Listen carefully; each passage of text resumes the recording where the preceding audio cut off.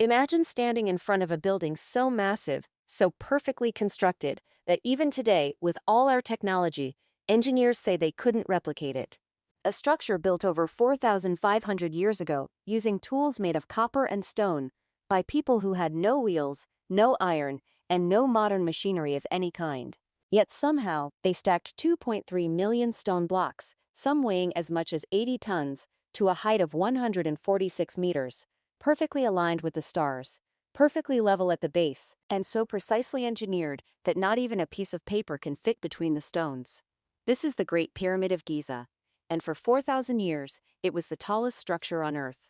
Tonight, we are answering the question that has puzzled historians, archaeologists, engineers, and scientists for centuries. How on earth did they actually build it? Before we get into the how, let us understand the what. There are actually three main pyramids at Giza. The Great Pyramid, built for Pharaoh Khufu around 2560 BC, is the largest. Next to it stands the Pyramid of Khafre, and slightly smaller, the Pyramid of Menkaure. Together they form one of the most recognized sites on Earth. But the Great Pyramid is the one that defies all logic. Let us start with the numbers, because the numbers alone are staggering. 2.3 million individual stone blocks. Average weight of each block, 2.5 tons. Heaviest blocks used, 80 tons each. Total weight of the pyramid, approximately 6 million tons. Height, 146 meters originally. Base length, 230 meters on each side. Years to build, estimated 20 years. That means that to finish on time, workers had to place roughly 340 blocks every single day. That is one block every 2 minutes, around the clock, for 20 years. Now here is where the real mystery begins. For centuries, historians assumed the pyramids were built by slaves. Hollywood movies showed thousands of beaten workers dragging stones under the whip. But modern archaeology has completely overturned this idea. In 1990, a horse stumbled near Giza and revealed a hidden burial site. Inside were tombs of pyramid workers, not slaves, but skilled laborers, buried with honor, with food, with tools. Their bones showed signs of hard physical work, but also signs of medical care, evidence of surgeries, healed broken bones, and organized healthcare. These were not slaves. These were respected craftsmen. Further discoveries revealed an entire workers' village near Giza. Archaeologists found bakeries, breweries, sleeping quarters, and administrative records showing that workers were fed beef, fish, and beer on a regular schedule. Some estimates suggest up to 20,000 workers were employed at any one time, organized into teams with names like Friends of Khufu and Drunkards of Menkaure. Yes, ancient Egyptian work gangs had nicknames, so now we know who built them. But how did they actually do it? The stone blocks came from two main sources. Most of the limestone came from a quarry right next to the pyramid site at Giza.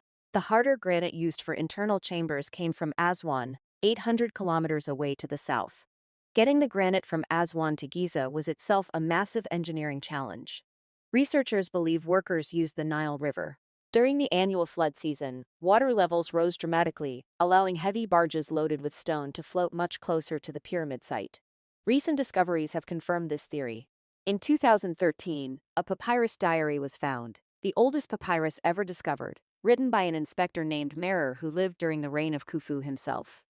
Merer described in detail how his team transported limestone blocks using boats along a specially constructed canal system, right up to the base of the pyramid. For the first time in history, we had an eyewitness account. But boats could only bring the stone so far. Once on land, how did workers move these massive blocks? Here is where another ancient mystery was recently solved. For years, engineers wondered how Egyptians moved 2.5-ton stones across the desert with almost no friction tools. The answer was found painted on a 4,000-year-old tomb wall. The painting shows workers pulling a giant stone statue on a sledge. And crucially, one worker at the front is pouring liquid onto the sand just ahead of the sledge. Scientists tested this. Wet sand reduces friction by up to 50%. With slightly wet sand, a team of around 20 workers could move a 2.5-ton block surprisingly efficiently. But moving blocks horizontally was only half the problem. How did they lift them over 100 meters into the air? This is the question that has generated the most debate. Several theories have been proposed over the decades. The most widely accepted today is the internal ramp theory, proposed by French architect Jean-Pierre Houdin in 2007. Houdin suggested that workers first built an external ramp to construct the lower levels of the pyramid. Then, as the pyramid grew taller, they switched to an internal spiral ramp built inside the pyramid itself, which would have allowed them to continue hauling stones to greater heights without an impossibly large external ramp. This theory is supported by microgravity scans of the pyramid, which have revealed what appear to be internal passages and cavities consistent with Houdin's proposed ramp system. And in 2017, thermal imaging of the pyramid revealed mysterious heat signatures inside the structure, suggesting undiscovered internal chambers or passages that we still cannot fully explain. The pyramid keeps its secrets well, but perhaps the greatest mystery of all is not how the blocks were moved, but how the entire structure was designed and engineered to such impossible precision.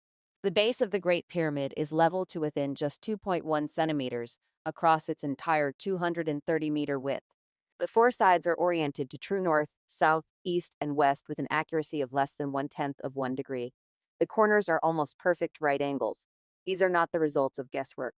This required advanced mathematics, precise measurement tools, and extraordinary organizational skill. Ancient Egyptians used a simple rope with equally spaced knots to create right angles using a 3-4-5 triangle method, a mathematical principle that we still teach in schools today. They used a tool called a merkab, essentially an ancient theodolite, to align the structure with specific stars. The pyramid's entrance passage points directly at the North Star, and the four shafts inside the pyramid align with significant constellations. Whether this was intentional navigation or spiritual symbolism, no one knows for certain. And that uncertainty is what makes the pyramids endlessly fascinating. So let us answer the original question. How were the pyramids built? The answer is, by an extraordinarily organized, well-fed, highly skilled workforce, using boats to transport stone, wet sand to reduce friction, ramps both internal and external to raise blocks, copper tools to cut limestone, wooden sledges to drag stone, and mathematics so advanced it still astonishes engineers today.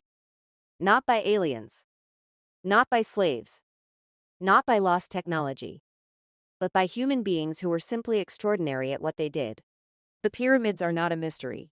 They are a monument to human determination, human intelligence, and the remarkable things people can achieve when they work together towards something greater than themselves. And perhaps that is the most powerful story of all.